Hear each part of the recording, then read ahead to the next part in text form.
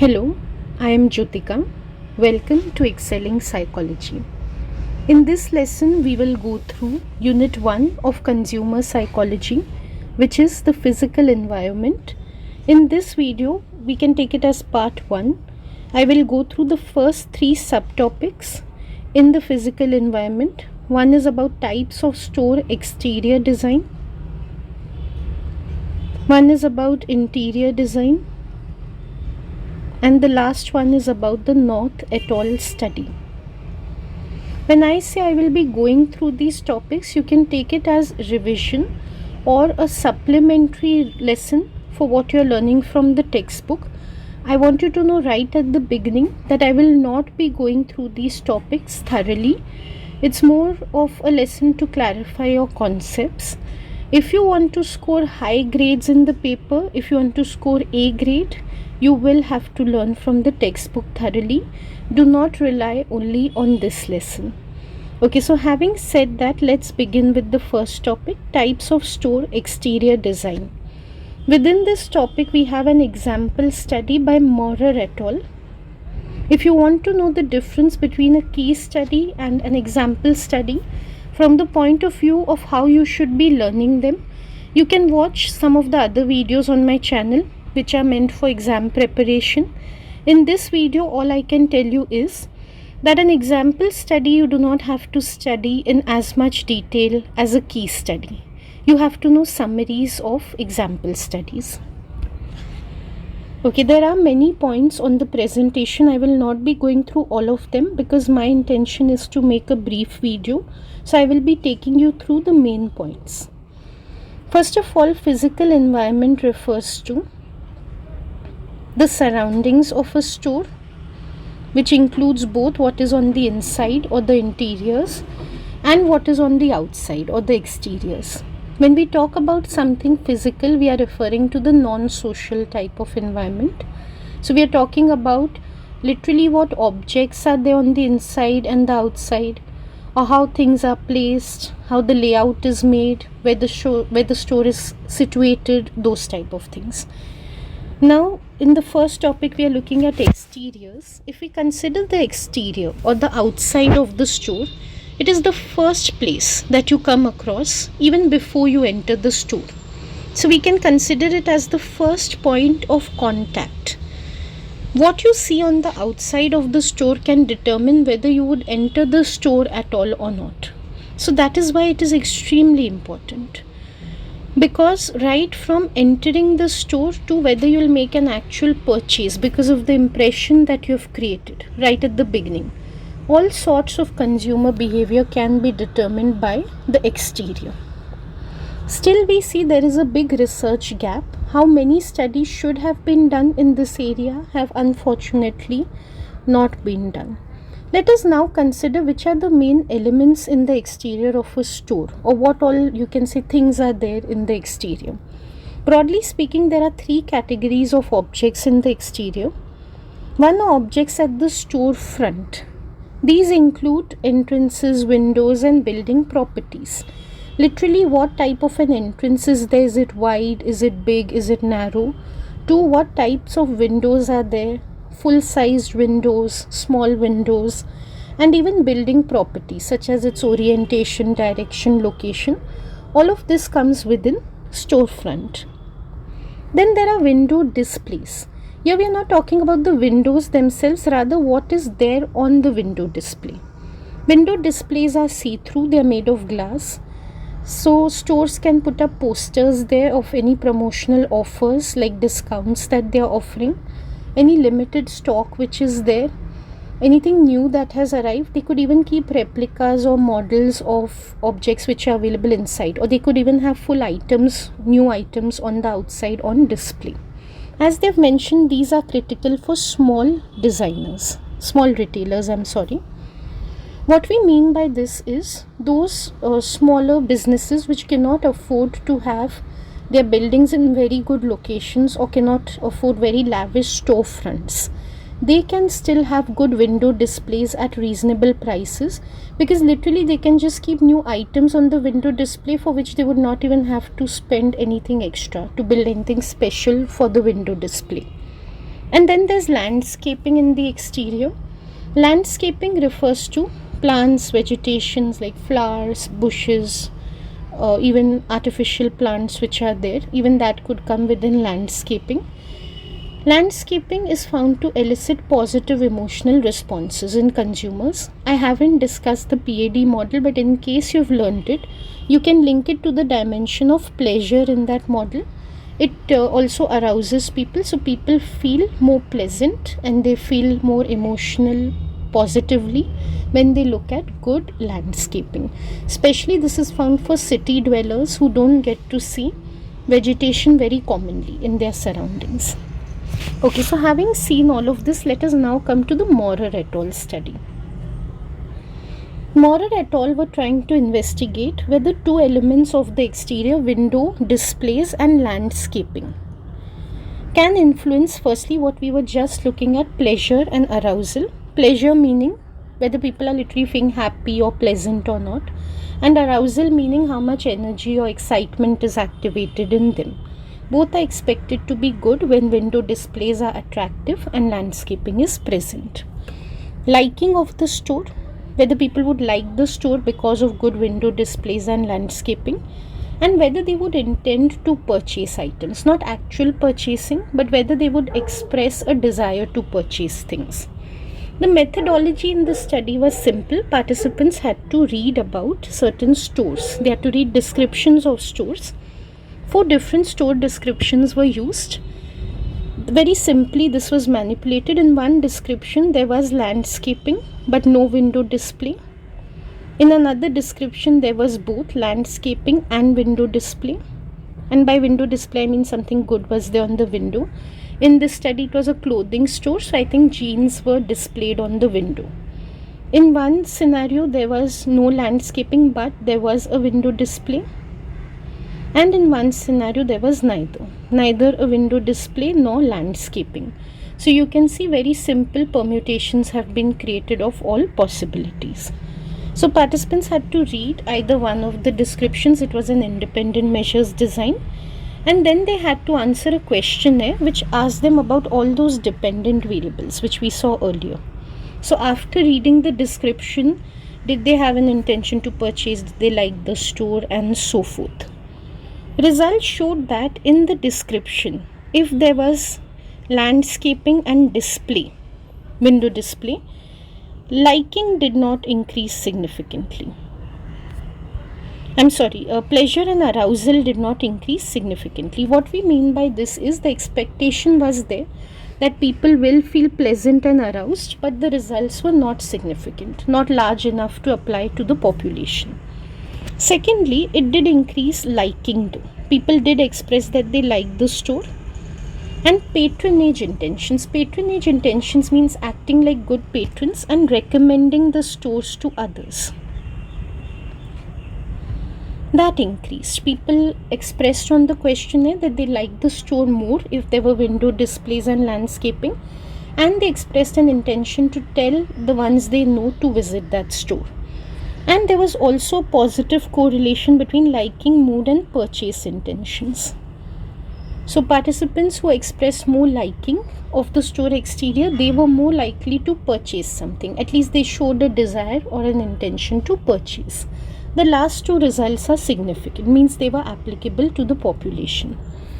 What we can conclude from this study is that displays and landscaping can really help in positive consumer responses. Let us now look at an evaluation quickly of exterior design. When they ask for an evaluation in the paper, like in a 10 marker, definitely we can refer to Mowrer et al. Studies, strengths and weaknesses.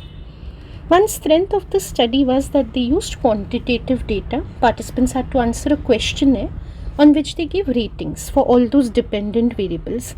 That means they did an objective analysis of the exteriors. The researchers did not show any biases in interpreting whether landscaping and window displays are effective or not.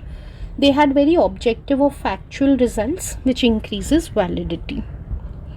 If you want to know how to present a 10 marker, because right now I'm just explaining, I'm not explaining to you from an answer writing point of view. You can visit my other video in which I have explained how to put down these points in a 10-marker answer. One weakness of the study, however, was ecological validity was lacking. You can understand for yourself, like you can empathize. If you just had to read about a store versus visit an actual store, your experience would be very different. So just reading about a store might not be sufficient to increase pleasure and arousal. But who's to say what if participants really visited the store? In that case, maybe even pleasure and arousal would increase. So the findings seem unrealistic and unlikely to generalize to real settings. One issue which is very relevant here is application for the entire exterior design. Like we noted in one of the points, especially small businesses can really benefit from making simple window displays to attract customers and definitely boost their profits, because more the customers that enter, because they are attracted to the exterior, more likely that purchases will be made. At least some of them will purchase, so profits will increase. Another thing is that if stores invest in exterior landscaping and they get some skilled designers such as window dressers who can make nice window displays, this will be possible for little larger businesses, then they can really improve their store's attractiveness. So they can hire experts who can give them good exteriors to make their stores attractive to consumers. In terms of issues and debates, if we look at cultural differences, especially if we refer to Mowrer et al. Study, such studies have been conducted in the West. In the West, maybe people are more attracted to things like landscaping on the exteriors because West is highly urbanized.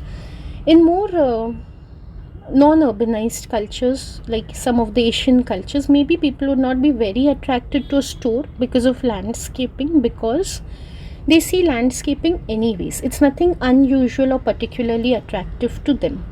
Another consideration is that Western cultures are individualistic. So if you look at the Mowrer et al. Study, there was a display of a mannequin on the window. If a similar display is to be made in a collectivist culture, there it might not be very appreciated, because collectivist cultures can be a little traditional in terms of clothing. So they might not appreciate Western wear, especially if Western wear is a little revealing or little short clothes are being displayed on the mannequin, things like that. Not only that, in individualistic cultures overall we find that there is good response to visual merchandising. People do get attracted by what is there on the exteriors and they enter stores on that basis. In collectivist cultures, budgets, buying things for the family might take precedence over what is found personally visually attractive to a person. So again, the findings would not apply to those cultures. So there are many possibilities of cultural differences in this topic. Overall, what we can say in terms of cultural differences is global chain stores, stores which have their branches in different countries, should be very careful to cater to local expectations, whatever is desired in the particular culture where their store is located, so that they can encourage positive approach behavior in consumers and not unintentionally arouse avoidance. Like the example I just gave, if a mannequin with revealing clothes is to be placed in a traditional culture, rather than attracting consumers, it would repel consumers. So stores need to be careful not to use the same strategies for their exteriors throughout the world. They need to make culture specific considerations. Okay, so that is about store exteriors. Let us move to the next topic, store interior design. Here we have a simple example study by Vrechopoulos et al. Okay, in store interiors, the topic taken in our syllabus is layout of the store. Layout means the arrangement or the organization of the store. Let us understand which are the three arrangements or layouts. The first is a grid arrangement. Some departmental stores, okay, here largely we are referring to departmental stores or what we call supermarkets. They have grid organizations. What we mean by a grid layout is a rectangular layout with shelves placed next to each other. The aisles which are there in the departmental store are placed in a very regular fashion, in a rectangular manner. I strongly recommend either the book by Professor Roberts for this or the book by Professors Russell et al. Very good pictures are given of these layouts. I think they're from the original study by Vrechopoulos et al.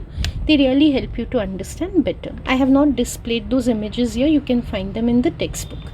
So you'll be able to see visually exactly what a grid layout looks like. Now what is good about a grid layout is because the organization is in such a predictable manner, people can easily shop around quickly. People are easily able to find whatever they are looking out for because they know that the aisles are in a certain order. Generally in these stores, the aisles are categorized also. They are classified. So one aisle might be for groceries, another one might be for luxuries. So people are easily able to locate what they want, and so those who are looking for saving time, who want to make quick shopping trips, it is very suitable for them. Then there is racetrack layout. These are entertaining type of layouts. They are meant to entertain or please people. These have themed areas and a designated route. Why we call them racetrack is because just like in a racetrack, you have a definite start and finish point, and you have to follow one particular course to reach from start to finish.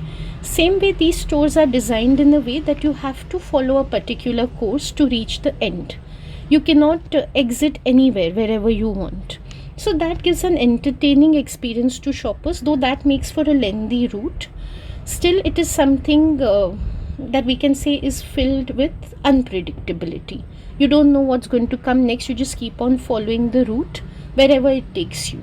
So people like this type of exploration. It is not meant for shoppers who want to save time or who are looking for quick purchases.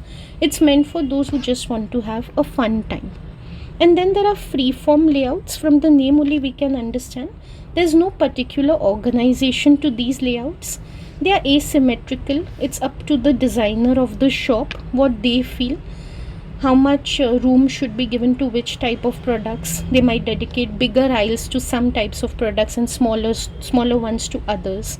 They might not even follow regular classifications like having one aisle for groceries and another one for, say, clothing. Rather, they would mix up the two if they feel that is appropriate. Or they might keep say food items very far apart from each other in separate aisles, whatever they deem appropriate. So it's free form, it's like free organization. It can lead to longer shopping times because predictability again is low, but it can be interesting to some extent. Not very entertaining as such, but it can really capture attention of shoppers wherever the shop designer has intended to capture it by making certain aisles or certain shelves really stand out from others. So it can help in targeted type of sales. Now these are physical store layouts, means stores which we actually visit. These have these type of layouts, but when a study was done in 2004 by Vrechopoulos et al., at that time online stores had started coming in, and these researchers wanted to see in virtual stores, meaning online stores, e-commerce type like Amazon, how these layouts can be adapted. These same grid, racetrack and freeform layouts which are found in physical stores, how they can be adapted to virtual or online stores. A very good explanation of this is in Russell et al. Textbook, though we don't need to know it for the exam. They've really explained what a grid layout means when it comes to a virtual store. For example, they have said that a grid layout means categories will be displayed on the first page of a site like Amazon, and then we have to click on whichever category we want, and that will take us right into that category while removing the others. A freeform layout would be the one in which we could have a search button on the home page, and so we could reach wherever we want. And a racetrack layout would be having like 2 tabs or 2 options on every page, and then having to select only one, which then keeps on taking us further into different categories. We have no control over which categories we will be led to from the main page. So these type of things are very well explained in that textbook. I strongly recommend you go through it so that you understand the Vrechopoulos et al. Study fully. So what Vrechopoulos et al. Aimed to do was to see whether these 3 store layouts would get similar responses from consumers virtually as they get physically. For example, would grid layout be found to be time saving and highly organized even if it's adapted virtually, just like it is found to be physically? So these researchers did a simple laboratory experiment. They had 120 participants from UK and Greece. So they've represented different cultures. They made participants view all the 3 layouts and to rate them in terms of usefulness, ease of use and entertainment value. Each of the layouts had to be rated on each of these parameters. And they also recorded how much time consumers gave shopping in each of the layout. So that's like a 4th dependent variable, the other 3 on rating scales. Results showed that unlike in a physical store, when it came to virtual store, freeform layout was taken to be very useful rather than grid layout. It was also taken to be entertaining rather than the racetrack layout, which is found to be entertaining physically. Grid layout was taken to be easier to use virtually compared to a freeform layout, which is found to be easier to use physically. And finally, racetrack layout caused people to spend a lot of shopping time, perhaps because they couldn't reach their destinations easily. And there was no particular rating on, like a high rating on its entertainment value virtually, as we would expect from responses that it gets physically. So what we can conclude from this study is the virtual shopping experience when it comes to layouts is very different from the physical shopping experience. And that is why virtual shop designers need to really think about what consumers would prefer virtually and design accordingly, and not rely on just the done type of physical layouts for their virtual stores. Let's quickly look at an evaluation of the Vrechopoulos et al. Study. Again, if they're asking interior design, you can definitely give an evaluation of this study. Firstly, the study has very good ecological validity, and students really tend to confuse here. They feel it has poor ecological validity because it was done online. The fact is they wanted to see response to online stores only. They did not want to generalize to physical stores. So definitely if you want to see responses to online store and that is what you expose participants to, it's very realistic. So there was very good ecological validity. But there are weaknesses. One, there was only quantitative data. So ratings wise, we know participants liked freeform layout the best. But we don't know the reasoning behind it. We don't get any insights. What was so special about certain layout that made it easier to use or more entertaining than another? That is not very clear. And then we are exploring something like virtual stores are being seen for first time. This was the time around which they were coming up. That time we really need to know in details what are consumers' responses, because we are at the exploratory phase. So ratings or quantitative data is not sufficient. Also, there was lack of qualitative data. This is a repetitive point. Actually, we can just collapse it with the previous. Overall, if we look at research into store interiors, we see again there is possibility of cultural differences. No doubt 2 cultures were represented, Greece and UK. Still, many different cultures are there, traditional ones, Asian ones, which were not represented. So we can't be sure people would respond in the same way.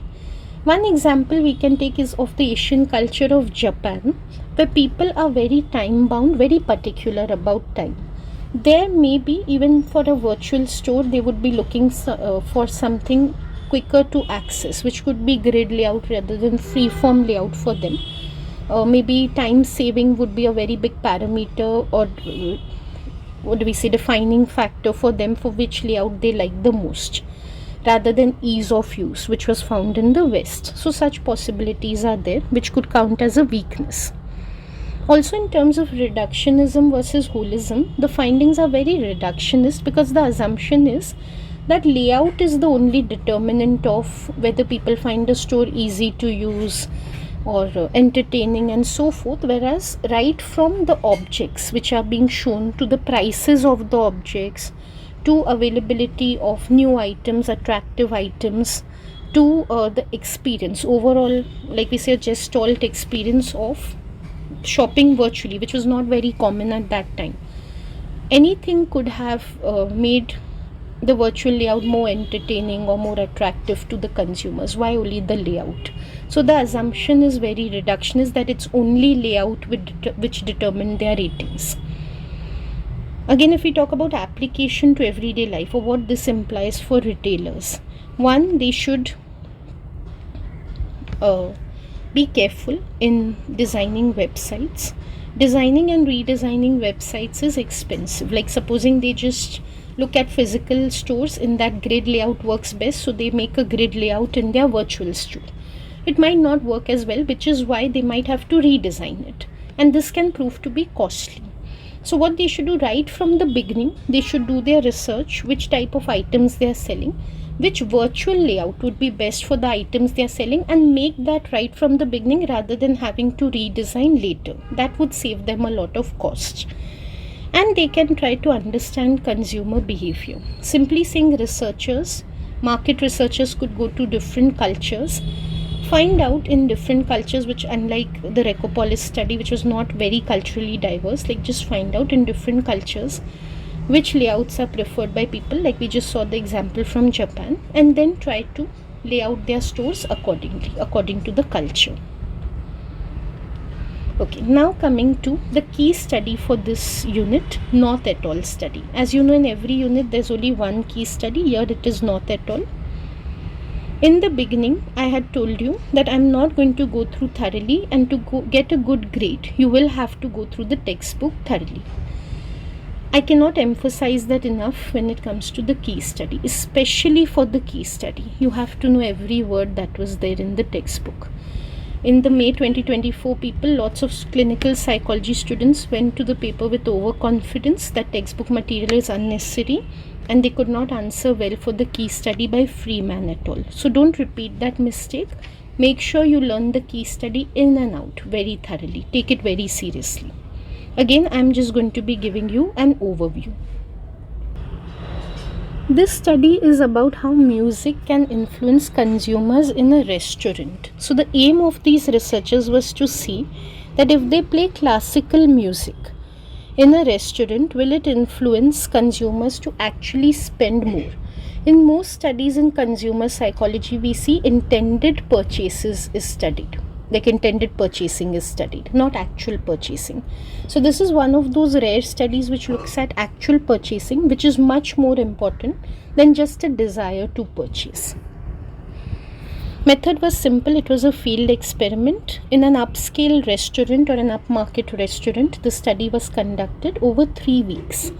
The independent variable was type of background music.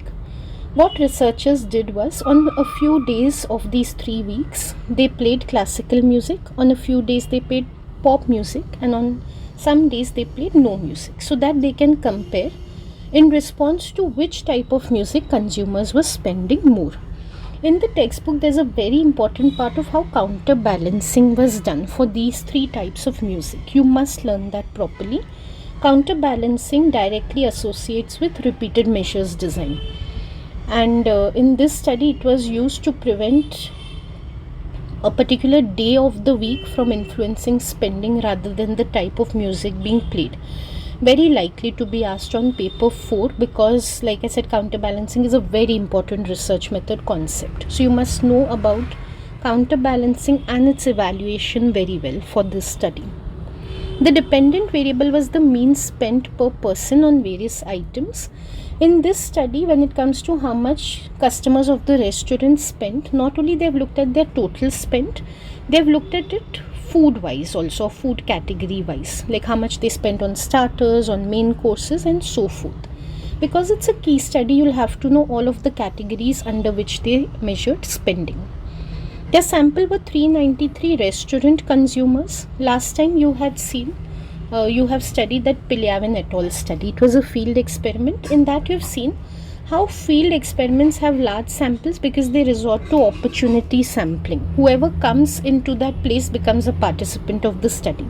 Same is the case here, which is why they are having a large sample. So they were just people coming to the restaurant to eat as usual. They didn't know a field experiment was going on. They were just made a part of the study. So what researchers did was, on separate nights they played either of those 3 types of music. Other variables they made sure they kept constant, such as lighting and temperature and the type of menu which was served, so that those don't become the reasons for spending rather than music. And then they collected, with the help of a waitress, I think I'm not able to recall, but I think it's the researcher who posed as the waitress, so that people will not know that a researcher is recording their behavior. And she noted down how much consumers were spending. Means she just took a look at their bills and recorded it, so that they could analyze it further.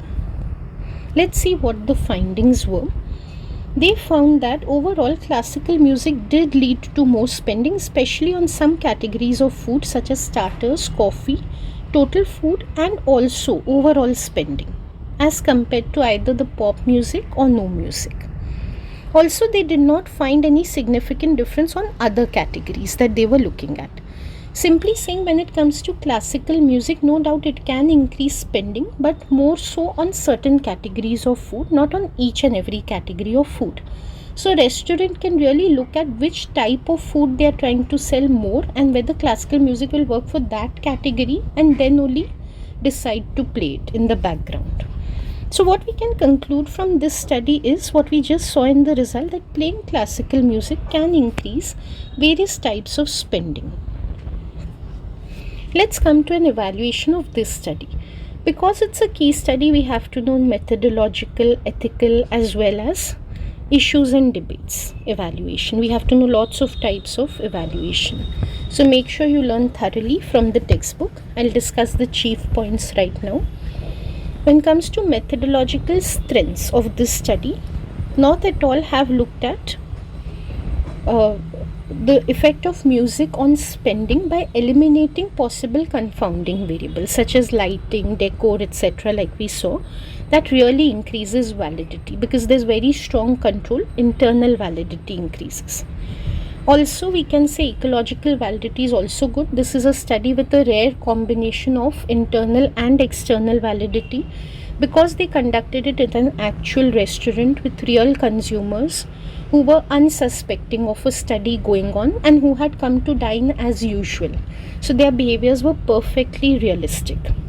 Coming to methodological weaknesses, one thing is that they did their study in an upmarket restaurant, which makes for only the high socio-economic group of people becoming participants in the study. So results might not generalize to little lower socio-economic status people or middle socio-economic status groups. Also, there is lack of knowledge about diners' musical preferences. They did control some of the situational variables, but when it comes to participant variables, because they could not randomly allocate people, neither could they match them. It was a field experiment. So we cannot say it can be that by chance on the days that classical music was being played, those consumers were in the restaurant who actually prefer classical music and that's why they spend more. So it would work only for these type of consumers, not for those who do not have a preference for classical music. When it comes to ethical considerations in the study, diners' privacy was respected, which is again little rare in a field experiment. So it's a very big plus. They just looked at the bills or the spend of the consumers. They did not try to watch how the consumers were eating or how they were interacting with their families. There were no cameras on the consumers. They were not being recorded in any way.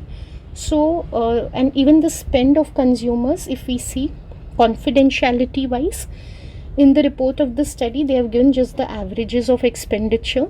No particular family or individual has been identified in the report. So privacy and confidentiality were thoroughly maintained. But in terms of a weakness, there was no consent. People were not asked whether they would be okay with their spend being observed by the researchers. Still, it's not a very big concern in this study because a restaurant can be considered to be a public place and consumers in a sense should be willing. According to UK ethical guidelines, they should be prepared for being observed in a public place at any time. Okay, coming to application to everyday life, there's excellent application of this study. At least upmarket restaurants can expect to benefit from playing classical music. It's not a very costly or complicated intervention that they have to do. Music can be played very easily. Most restaurants will have a provision for playing music already. So they just have to make a selection of classical music and play that. And that simple intervention can really increase their profits. But we need more research to confirm these findings, because it's only in one particular upmarket restaurant that they have done this study, and we saw there is possibility of confounding by participant variables.